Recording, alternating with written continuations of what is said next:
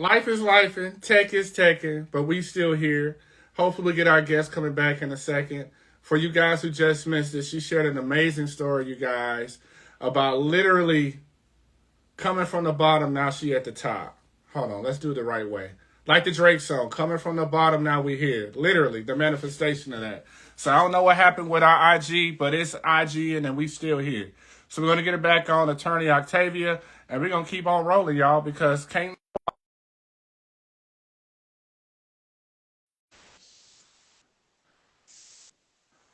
We'll get her back on. It's gonna pop up as soon as I start talking. Always. I don't know what happens, but we here anyway. I, I don't know either. It's all right. I remember where I was at. So I actually ended up getting my license for DC through diploma privilege, meaning I did not have to take a bar exam for that. Yeah, but my job with the Department of Justice, which brought me out to the DMV, said that I needed to still take a bar exam. So I wanted to prove them wrong anyway. All the naysayers who thought I couldn't pass. I took the California bar February 2021, passed it the first time, and got that out of the way. Continued to work for the government until my what was it called? I worked for judges. I don't know, Clerkship. clerkship. Yeah, when my when my clerkship was over, sorry, been a long day. It's 9 o'clock over here. When my clerkship was over, I went on to teach. Actually, I was a professor at Mitchell Hamlin School of Law. Oh wow. Um, Truly enjoyed it. Yeah, I taught legal writing and criminal procedure. Um, I love researching and writing to this day. Still haven't gotten tired of it. My eyes have gotten bad though. So make sure y'all Them have screens is a joke. vision insurance the entire time, law school and afterwards. And then after that, I worked for an employment law firm. Did not like that. So then I went out on my own. Now I have my own law firm. I also work for a nonprofit at the same time doing some criminal justice work. But that's where I'm at. I do trademark law at night and I do criminal justice work during the day. So when I say unicorn, y'all, do y'all see what I'm talking about now? Unicorn, right? And I think the amazing thing about it is just like on this journey, right? Yes, I think the thing that people have to be able to understand is that there are going to be barriers and challenges. There are going to be times where you're going to want to quit. There's going to be times where you're also possibly going to fail. Mhm. But the thing about it is what pushes you is because, it's something that you love and it's something that you're passionate about. And so one of the things I ask all my guests, I'm about to show my age. Got a haircut, so you can't see the grays. But I always ask you guys this. When did you fall in love with law? Because Mm. you can't be jumping off all these hoops if we just like or we just curious. We just for another reason. So when did you fall in love with law, sis? Uh, just before midterms of my first year. But like starting off my first year, I really thought I wasn't gonna finish law school. I was like done with it. I was like, I don't know how to study. I don't think I know how to read because I don't understand what any of these Yeah. cases are saying. And then one of my mentors, Anna, she was like, look, I know it's hard, but you got to use your resources. So we had academic advisors, and I was in the academic advisor's office weekly. They helped me with learning how to study. And after that, I could have fun with it. I interrogated every case, well, the ones that were interesting. I was in con law basically debating the professor the entire time because I had another level of understanding. You know what I mean? Like once I could understand the cases, then I was able to like think about different questions that I have and figure out the flaws because just because judges decided these cases don't mean they're right. Don't mean Say that that they one more got to time, please. just because judges decided the cases that don't mean they're right. And so I was on a mission to like redo the case myself while I was in law school because I was like, ain't no way they got to this decision. It just don't make no sense. So I really fell in love with the law at that point. And then after my first year, I got into law review and I fell in love with it even more because I was just like, I have some stuff to say. I need to get published in this journal. And I think the thing that's because I was literally right before the show, I was meeting with a client, and I told her, I said, one of the biggest challenges that everybody out there has on their lawyer dream is because for most of our life we haven't had to ask for help. We ain't Yeah. asked for help in high school. We ain't asked for help in elementary. We ain't asked for help in college.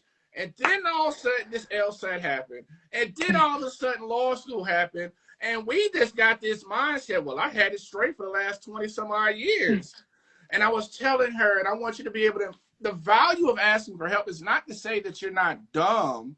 It's not to say that you're not smart enough. It is to say that you don't know, and it's okay. And I think that's like one of the biggest hurdles that aspiring lawyers have to overcome in order before that everything starts to click. Mm-hmm. Exactly. Yeah, I mean, that was the best thing I could have done because I couldn't figure out my study method.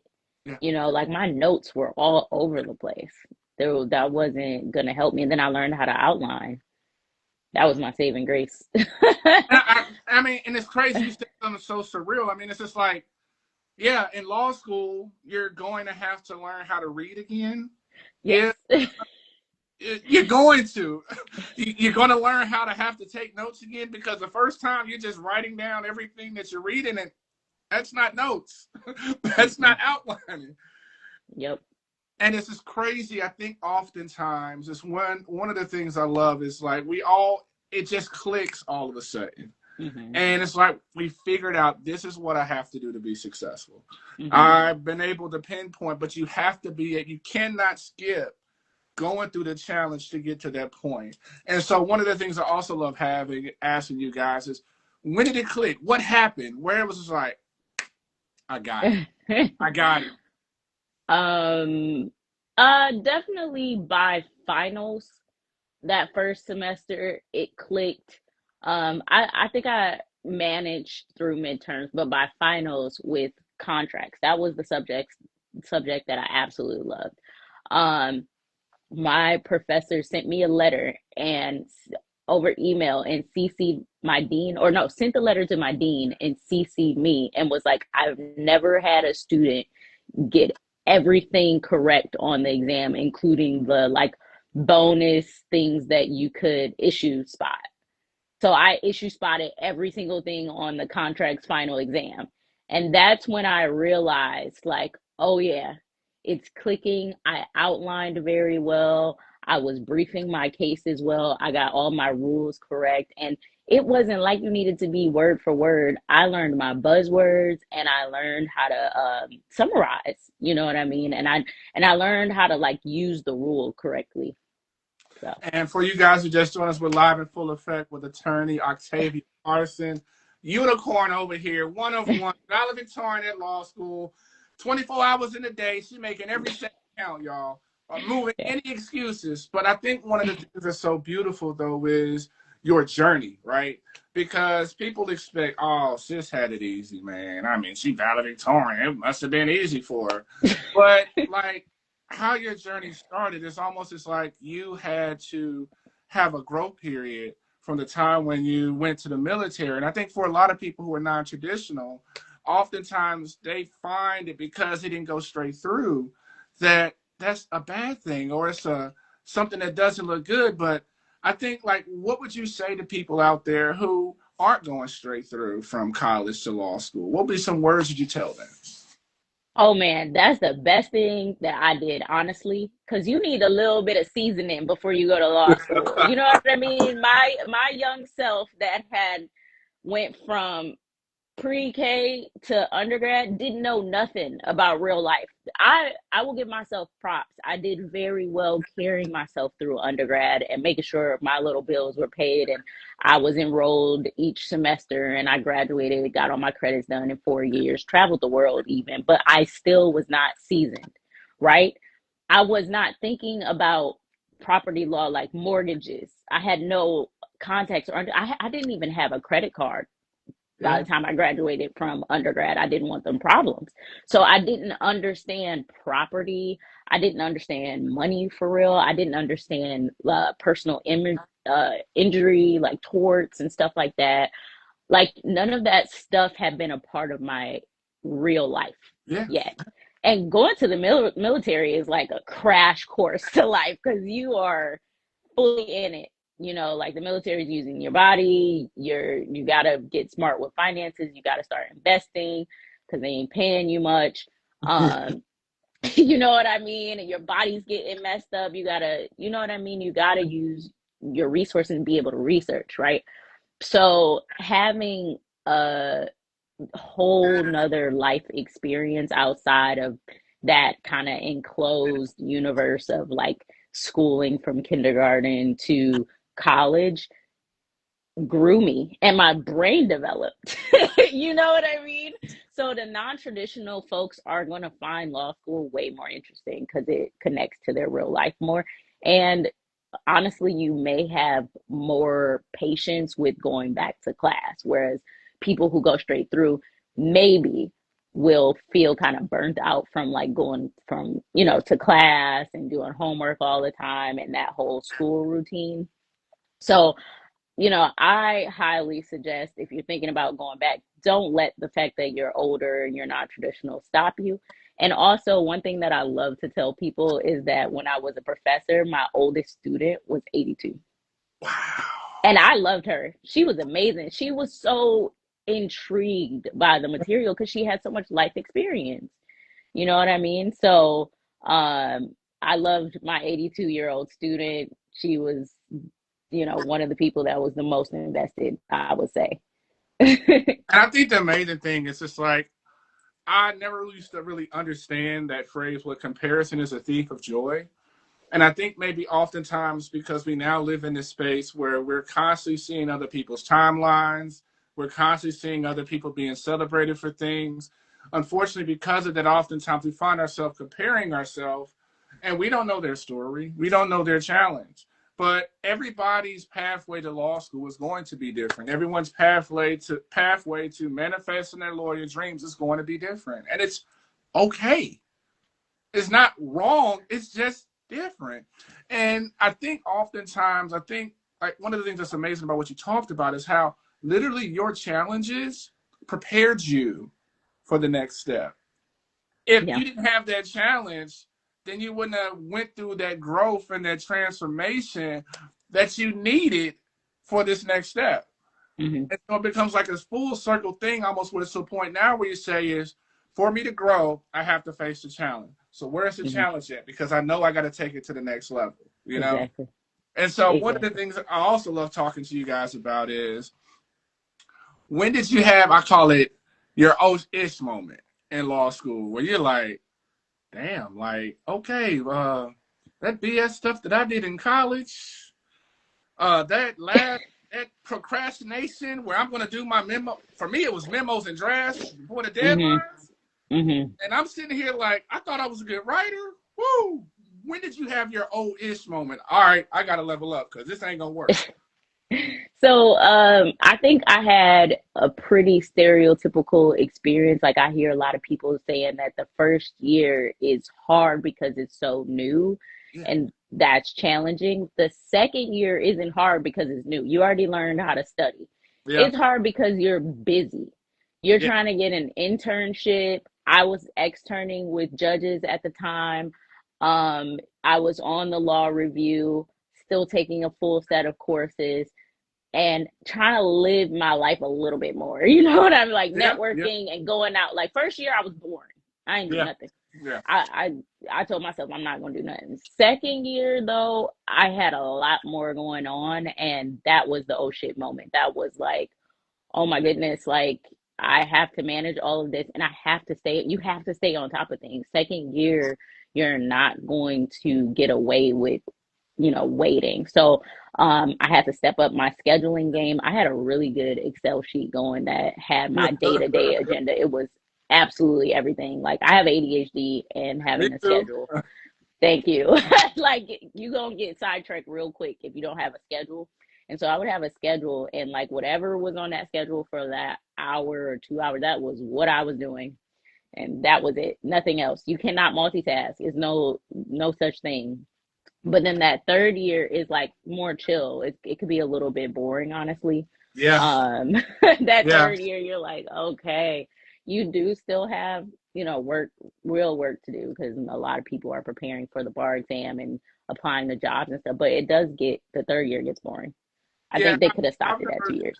at one point, the ABA, it was a campaign people were making. They were like, maybe we need to do away with the third year. I'd be like, man, that would have been great, because the fact that we got to pay the same amount towards tuition for a third year and you're just struggling just to be present for class. Hmm. And for you pre-law students or who are saying, what? By that time, you're just preparing for where you're going to work Yeah. and preparing for the bar at that time. And Yeah. so class becomes a burden, almost annoying. Hmm. Exactly. And you homies with the professors at that point, so they just looking at you like, what do you want to learn today? Like, what's some, like, especially because you have some independent study courses. Like, I had a scholarly writing courses. I chose to write on music law. I did a lot of music and entertainment law classes, and so I wrote about Kanye West and Prince and how they call themselves slaves, and why that is, because there's different laws in California than in other states that don't let musicians get out of their contracts. So that's another story. But I was able to dig into something that kept me entertained, but for the most part, I was bored. There's one thing that I wanted to mention with like late and non-traditional Mm-hmm. people who go to non-traditional students. Once you graduate, no one knows when you graduated. No one knows when you took the bar. Everybody, if you are older and you look older, people are like, oh, you've been an attorney for 10 years. They don't care. Nobody cares when you went. Just go get that degree, get out, and get your license. Because once you enter, people are looking at you, and honestly, you look older. You're going to be assumed to have some sort of, credibility and time in Absolutely. the field. Yeah. Now, one question I want to ask, and I love taking this back and talking about your experience with the bar, because I feel like everybody's bar experience is like really that time where it's like the new challenge, right? Yeah. So I want you to put us in your shoes/heels and talk about how it was preparing for the bar. And of course, you got to tell us about that moment when you found out that you passed, because I love hearing these stories. Yeah. So I'm short, so I'm glad you said heels. I do try to wear heels every once in a while, or the platform shoes. But I'm gonna try to make this quick, because remember I graduated in 2020, so I was part of Bargate 2020. So Yeah. my experience was long. I graduated in May, just like, most people that take that 3-year course, they graduate May. And I was supposed to take the bar in July. The bar exam happens in February, and then it happens in July, right? So if you graduate in May, you take to July. That is not what happened with our bar exam for California nor DC. Everyone who was scheduled for July in those two jurisdictions and many others, we were told, okay, we have some platform that we can use, and you can take the bar exam remote. It'll be ready in July. Come into June, it's not ready. It'll be ready in August. Come into July, it's not ready. It'll be ready in September.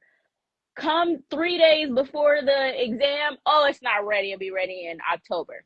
Now, my personal story is that I had gotten into a really bad bicycle accident just before I graduated from law school. And so some people can see it. I have like a scar here, and my lips like a little sideways. That's from the accident, right?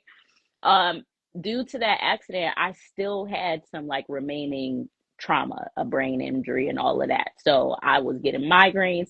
The bar exam studying is intense, Yes. right? I was getting migraines to the point where I was like vomiting, all of that. And so I actually ended up having to all of that studying from May to October. I had to medically withdraw from the California bar exam the day before. Oh, I wow. couldn't do it. I was like, my head was spinning. I couldn't look in one place. So you have to be physically fit. And a lot of people have weird situations like what I had, where like either they just had a baby or they had an accident or they had some sort of surgery. I would advise not pushing through that and just delaying to the next one, because you don't want to pay all that money. I spent about over $20,000 registering and studying for the bar exam for that May to October period is gone, right? So luckily I had scholarships to help me cover that, but you don't want to put yourself in that situation where even if you do, if I sat and took it, and I can't look at the paper, I'm not going to pass, right? It's not because I don't know it, it's because I literally can't see.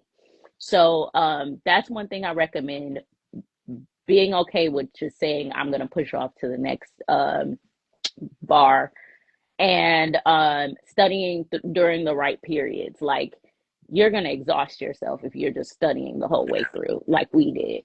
I had to have therapy. You want to make sure you have a therapist. It is a mentally exhausting experience because you having bad dreams about whether or not you're going to pass. You are disconnected from everybody because you spending all times of the day studying. You're trying to eat. It's just like a whole nother mind fuck. You And trying to then, find a different way to say it, but that's literally what it is. yeah. So when I discovered this issue with the bar exam that I never saw coming, I actually started my own nonprofit, which we're going to talk more about here on that page, the Black Bar Applicant Fund, to help people like me, like us, be able to afford the bar exam and not let their situations get in the way of them being able to get their license. So I started that while I was studying for the bar exam, that It first was your time and outlet. the second. It was your outlet. And so by the time I went to the second go around to take the bar exam, my job made me start. Like, I had to start the clerkship, and they wouldn't give me any free PTO off to take the bar. So then what happened was I had to take unpaid time off. So I'm getting broke, and then I'm getting broker because my job, like, we're not gonna pay you to study for the bar. So I took 2 weeks off. That's the only time I wasn't working and studying, was 2 weeks before the bar exam. And I had a study buddy, but I waited till the end to have a study buddy. Study buddies can be good and bad. They can be a distraction, or they could be someone who's telling you, no, this is right. And then now you got in your head, this is right, whole time you were right, before it. So I used her mostly as like a body double to make sure I was studying and like actually getting stuff done, making sure my ADHD didn't take over. But like 2 days before the exam, I stopped studying. I was done. I was like, what I know, I know. You don't need to know everything. I was like, I know, I got enough to get a C on the bar. That is enough. A C is enough to pass the bar exam.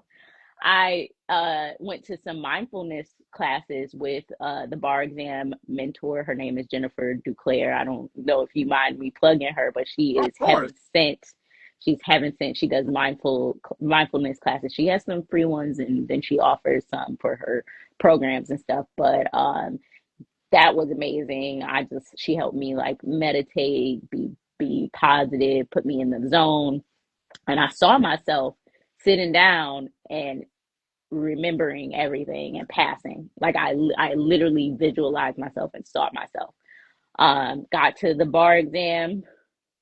We're we are at home, okay? I have a big white screen behind me because they said you can't see anything on the walls.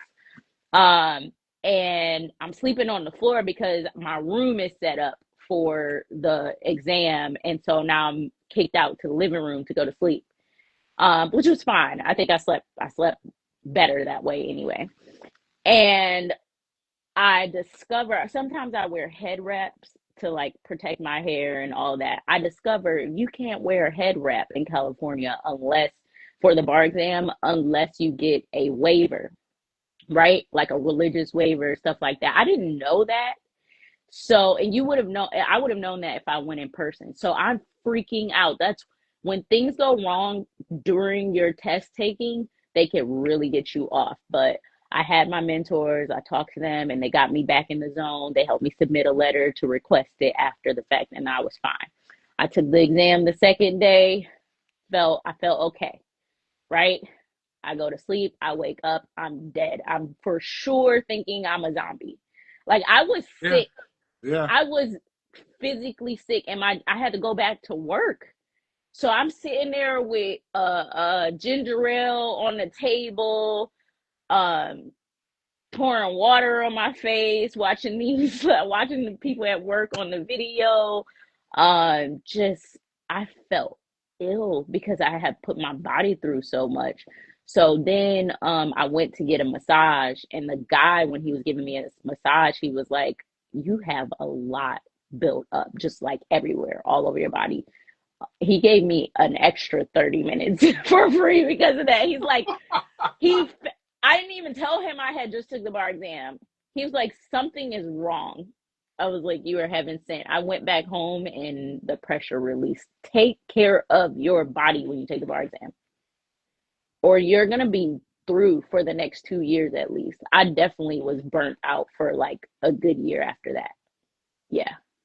I mean, I think the thing about the bar exam is this is where you think your comfort level is. You go so far past that, and Yeah. then by the second day of the bar exam, I feel like you look back and see how far you pushed yourself, and it's just you're out of it. Yeah. You're really a shell of yourself. But Yeah. tell me, how was it when you got your results? Where were you, Oh, and how yeah, that go? you asked that. Okay, so still it's like 2021, so we still in the midst of COVID. So unfortunately, I couldn't be with my family. But I put them all on. We did a Zoom. They were on Zoom here, and then I was on my computer there looking at my score. I'm looking, I'm recording, and they're on there. I'm looking. I'm like, okay, I got the email, and then I get on there and I'm like, it say I passed. And they were like, yeah. And I was like, wait. Because I was scared that I read it wrong. So I was like, Yeah. read it. I was like, this person has scored high enough in order to be licensed. Oh, okay, yes. I was paranoid. I was like, are they gonna call me tomorrow and say that was wrong? They do that to some people, by the way. I've heard. uh-uh.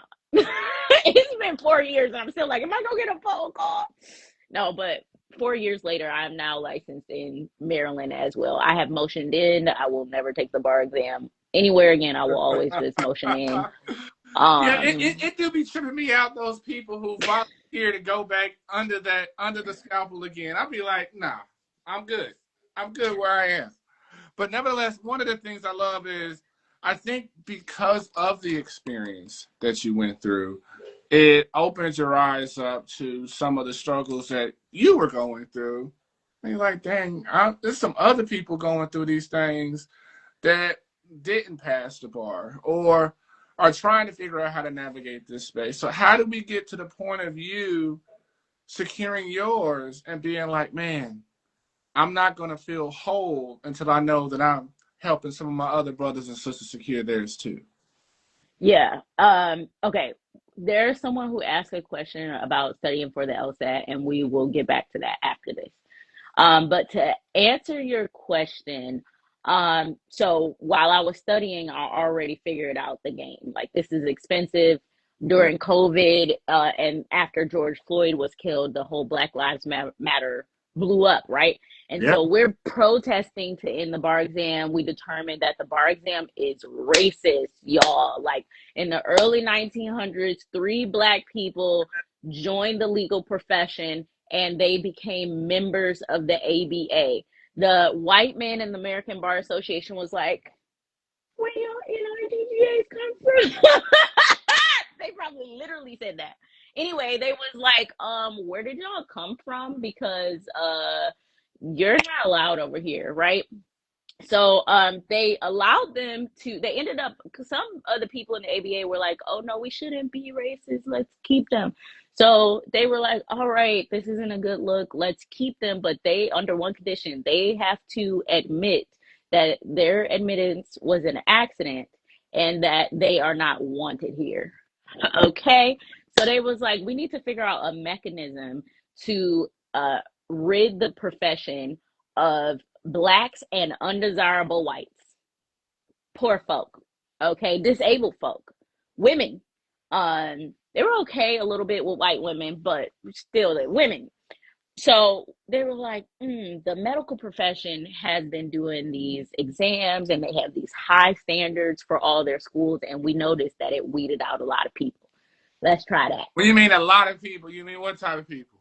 Us, blacks and undesirable whites, were having a hard time becoming doctors. Okay.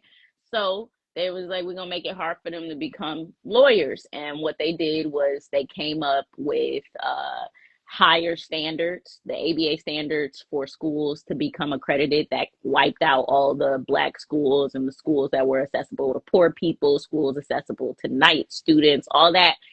Those schools still to this day struggle to keep their ABA accreditation. And people often judge these lower ranking schools, but they're the best places for us. We feel the most safe there because they're actually welcoming and they have good resources. I definitely So, something real quick. yeah. And the reason you guys, a lot of times those schools are so-called low ranking is because they provide opportunities to students that other schools wouldn't.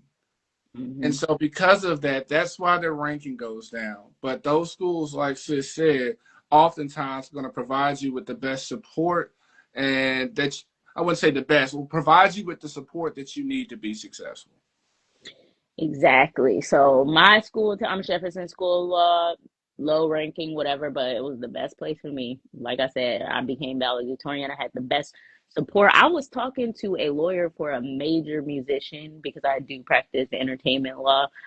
So one of my clients was working with this major musician, and the lawyer was like, "Oh yeah, I know your professor, Kevin Green." I'm like, so you don't be afraid of the lower ranking law schools.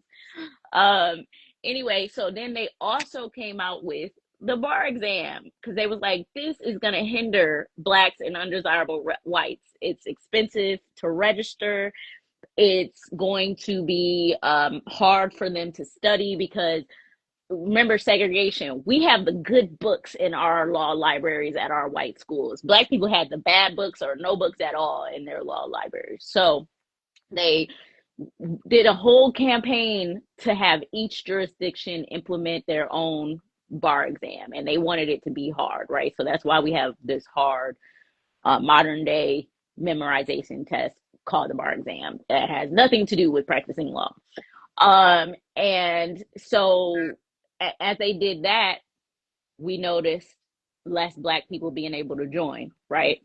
And it was intentional. Like in Pennsylvania in the 70s, like they did they had to end up doing a study because from the 30s till then, no black people passed the bar exam. There was like, what happened? What they did was they set all the black people in the same row at their exam.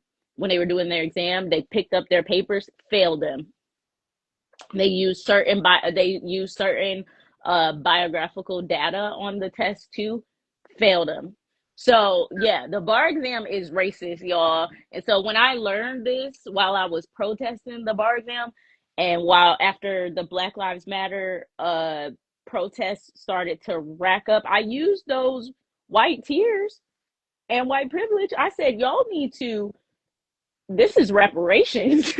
Y'all need to move that money into a place that will help correct those wrongs that are still existing. The bar exam is an existing Jim Crow law. It is That's still what I was here. about to say. Literally, that's what you're creating right there. Yeah. Okay. It is very effective. Okay. The only reason why there's more women than men going to law school now, why that factor has kind of come off, is because of affirmative action. From the 60s to the 80s, women were only 3.4% of the profession. By the 80s, during that affirmative action period, when they used all the civil rights acts to do lawsuits against firms and law schools, they blew up from 3.4% of the profession to 40% of the profession by the 80s. And I have articles and data and everything to back this up. I have their own words, and Now, was all of it this.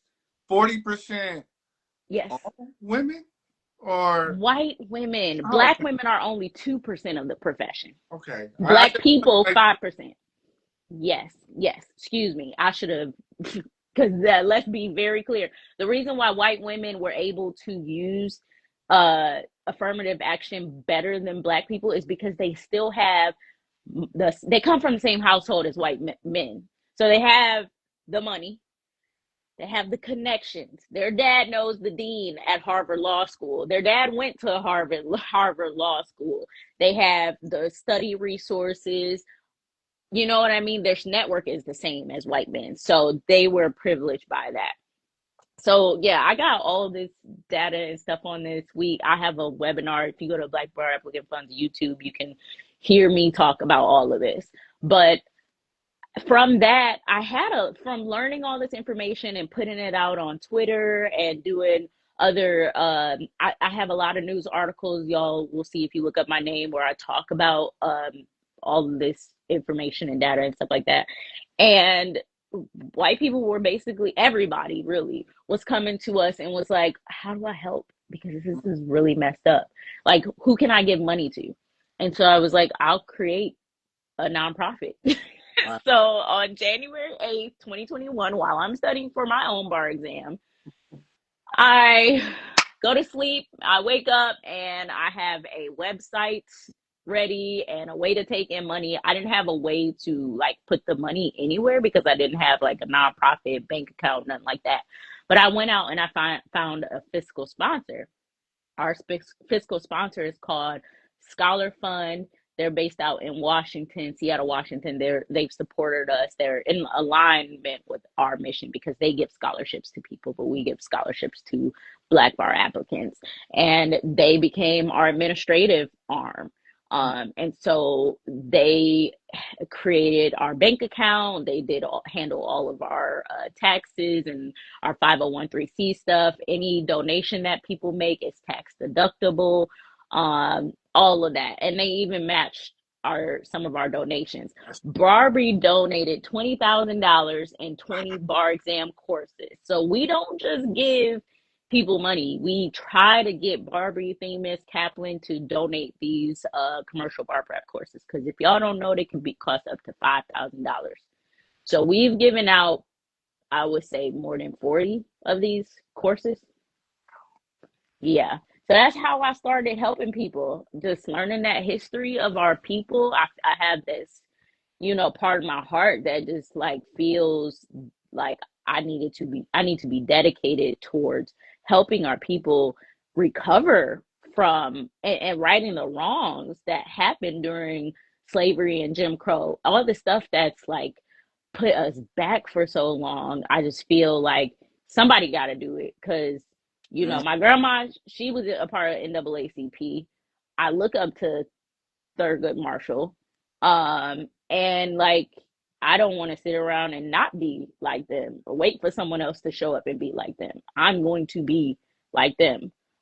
There's this book called Making Civil Rights, and it's about Thurgood Marshall and the NAACP and how they desegregated the U.S. They started with law schools.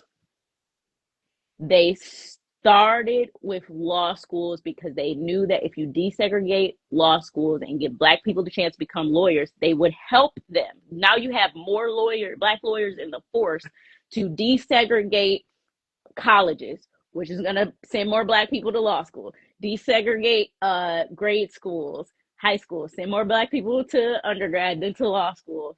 Desegregate the preschools, kindergarten. Got to get our kids into good schools, because the Black schools weren't, they didn't have good materials. And then now bathrooms, now lunch counters, you know what I mean? So it started, the desegregation civil rights movement started with law schools to get more Black lawyers. And that is what I'm doing with the Black Bar Applicant Fund. We're continuing that mission. y'all. The book is called Making Civil Rights. We are continuing the mission.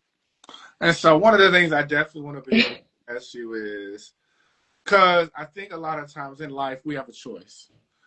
We can sit there and complain or acknowledge it wrong, or we can get active and do things about it. And I think one of the things that's been amazing about you is you're not a person who just stands by on the sidelines anymore. Always gonna be active, brain injury and everything, Yeah. and you're still being active. And I think one of the things is I feel like oftentimes our challenge I talked about is us asking for help, and I think that oftentimes the second challenge is trying to find where resources are. So, if what would you say to law students out there who are going into second or third year? How would they find out about this program and get involved? Yeah, so that's a good question. So, I actually had a first year law student as one of my first volunteers. Her name was Day. She still helps even to this day. Denisha Laos, gonna shout her out. She immediately got involved and donated her time. So if you cannot donate money, donate your time, contact me, figure out a way to get involved with the Black Bar Applicant Fund, which then can be a resource to you and other people at your law school. And then just prepare. Honestly, I'm not asking much of law students. I really want more like lawyers, people who are thinking about going to law school that might have access to time and money, things like that to help us. But we do post some things that can help law students and some study materials, things like that. But so stay connected to us, but really focus on getting out of finishing law school and graduating.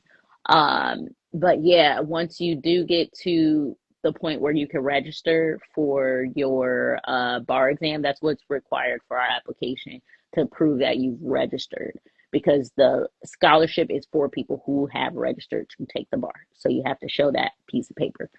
Um, and And yeah, y'all, hey man, we ain't just we gotta have some receipts, y'all. It's all exactly. No, yeah, because you wouldn't believe it. So many people that randomly apply, they're like in engineering school. I'm like, hello? You're in the wrong area. I hope you get the help that you need, but you are in the wrong area. But some people have asked questions about the LSAT. yeah. So just real quick, there are some schools, and I think you've made posts about this. There are some schools that don't even require you to take the LSAT. Facts. So look into that before you get all, mixed into studying for the LSAT. Look into the schools that don't require you to take the LSAT. There is a website called fairtest.com, FAIR test, TEST. It might be testing, but try fairtest.com. Um, they show all of the schools that don't require tests or have different options for tests. And yeah, then if you can skip the bar, or if you can skip the LSAT, great. But if you can't skip it and you have to take the LSAT, um, I did awful, so I honestly don't know if my advice would be helpful. I think that you need to do a lot more practice tests. Like you really need to do the practice test, like the real actual exam questions, and not just all of this reading the books on how to do the questions and how to get it right. You need to do the practice test. You need to read the answers. You need to jot down why you keep getting certain things wrong. Did you read it wrong? Did you go move too fast and select the wrong answer? Did you guess because you really don't know? Did you something like that? Like it's like four different categories. How did you I, get it wrong? I mean, you literally said what I was gonna say, and I mean, honestly, I tell people what happens with. I hate social media for this one thing. We see on social media people do what I call that cute, pretty studying, with the coffee, and it looks all got the music and coordinated post-its and highlighters. Nah, sis.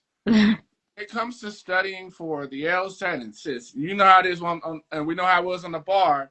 Mm-hmm. It comes down to repetition. It comes down Mm-hmm. to taking practice exams under time simulated situations Mm-hmm. and literally repeating that process over and over again. All the time, Yeah. the first question I ask people when they ask about the LSAT, I say, "How many practice tests have you taken?" None. One. Yeah, Yeah. under time conditions. Well, nah, I ain't done that. Well, the only way you're gonna be able to grow is by learning where you're weak at. Yeah. And this, I mean, I begged and borrowed when I was doing the LSAT. I took all the little courses and my scores didn't go up. But when I had no more money left and my mama told me, you're gonna dig out on your own. Then and only then, when the rubber met the road and I had no other options, I applied what you said. I took practice tests every week. In Yeah. between that, I was studying my wrong answers like I knew it like a Lil Wayne song at that time. That's a good one because I definitely know a Lil Wayne song. Right. That's how I got my score finally up. I was like, damn, I wish I could have saved, I could have used that money to do something else.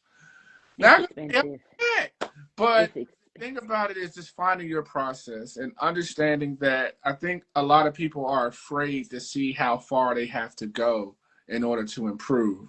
And so that's why a lot of times they don't take the test under time conditions. But that's kind of like the only way.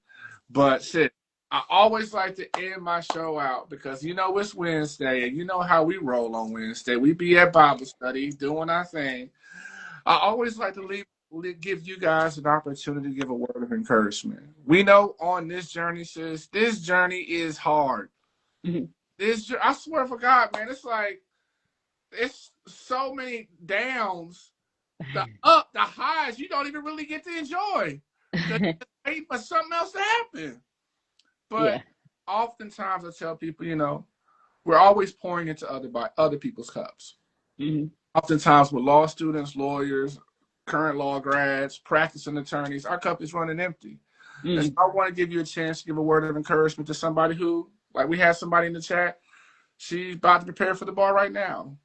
Somebody who may have got rejected from law school. Somebody who, struggling with the LSAT. Someone who may have gotten placed on academic probation because they start giving those out right now too, right? So I want you to give them a word to why they need to go ahead and push forward because I know it's hard, but we push forward anyway. Yeah. Okay. So first, before we exit, I just want to make sure I remember to say follow me on my main page at Attorney Carson. You can always DM me there if you need encouragement, like when I'm about to give advice. If you just want to, check out my journey as an attorney, I do, document that and do attorney related videos. Okay. So my word of advice is something that someone told me, right? Thousands of people have done this before me. Thousands of people have taken that LSAT, that GRE, whatever they needed to take, went to law school, got into law school. Thousands of people have gotten through law school. Probably hundreds of thousands, millions at this point have taken the bar, got their license, and practiced law. You can be one of those people. Like there is space for you. First of all, there's a myth that like the profession is saturated. False. It is not saturated. Um, and second of all, you owe this to yourself and your ancestors. I had a dream of becoming an attorney since I was 8 years old, and I got scared. I froze during my last year of undergrad when I was about to graduate. I froze. I didn't think I can do it. I felt like an imposter, even though I had been preparing myself for this since I was 8. I had even gone to law camp when I was in high school, y'all. The nerdiest thing ever, but I loved it. I absolutely loved it. I went to Lipscomb University's law camp. Our slogan was the fun where the fun is legal. Okay. um, I owed it to myself, that little 8-year-old girl who had a dream. I needed to be able to make that leap and just do it for her. And then for my ancestors, not just the ones way, way back, they might not even want me to be a part of all this. I'm not even gonna lie, because they so tired of America, and the shenanigans. But my more recent ancestors, for sure. My grandmother passed away just before I graduated from undergrad, and then my cousin graduated. My little baby cousin, he was only 14 years old. He passed away uh, that summer before I went to law school. That's the reason why I made that last minute decision, because these were two people who had motivated me and just knew, like, oh, you're going to go to law school. Like, there are people in your lives that just know you're going to law school. And for some reason, you are in your head, like, I don't know, I might not go, I might get rejected, this is that, that, blah. But there are people who literally just have it in their head that it is a fact that you are going to law school. People in their head, they have it in their head. It's a fact that, like, your grandma, your cousin, your auntie, your friend, your partner is like, oh, my little sister is a lawyer already.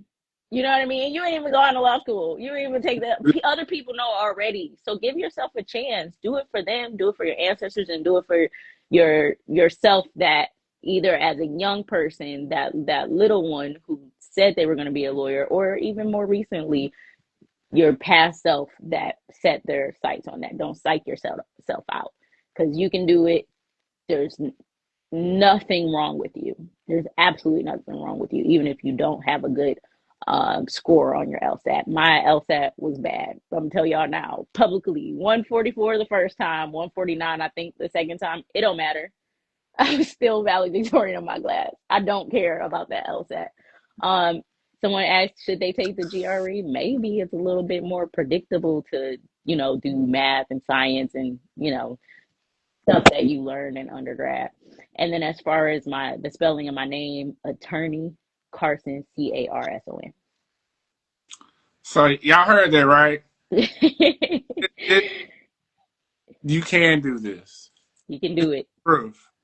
More people came before you. We need y'all. You know what I mean? Like, there are legal deserts. There are so many people out here that need attorneys. And even though the system is set up to, like, level out how many people become attorneys, we can push through. We can break that ceiling. There's so many people out here. We are outnumbered. I think there's like one attorney for every 1,000 people or something like that. How am I supposed to serve 1,000 people? What are you like? Come on over here. And so listen, now sis told y'all, she told y'all to holler at her, right? So listen, you have a whole community of people who are praying for you, who are rooting for you, who are literally waiting for you to reach out and ask for help. You are not on this journey alone. We may have experienced this journey with not having the resources that we needed, but because we made it, we want to make sure that you guys are able to navigate this space and have a much easier journey. So continue to fight for your lawyer dreams. Give yourself grace. And remember, you're not alone. Sis, thank you for joining us for the show. Hey, I'm going to hub in your stuff because I want people to realize you are a resource to be able to help people take the next step. And lawyers, attorneys, judges, man, we got to make sure that we're supporting our sister and supporting our community on this next journey. So, yeah, okay, wait, I got to plug. Okay, so Black Lawyers Do Matter, www.blackbarapplicantfund.com. You can purchase this on the website. You'll see the pin. Just click on it. That's the link to be able to purchase it, okay? And it's a link in our bio, okay? Now, this is $20, but it is a donation, and that covers all of the mailing, shipping, and handling fees, okay? And it is tax deductible, all right? Oh, no, you say it's tax or what? Deductible. Get it in before the end of the year. Another $20 deduction, okay? Go ahead. But you can put this, on your backpack, on your, if you got some sort of jean jacket or something that you collect pins on, throw this on there. Tell people that Black Lawyers Matter, okay? So that's my plug. I will definitely be getting some myself. You guys continue to fight for your lawyer dreams. We're praying for you. We're rooting for you. Let's support our sister in this initiative and this campaign. See you guys same time Wednesday at 8 p.m. Central Standard Time. Till then, peace, love, and we'll talk to you guys again soon. See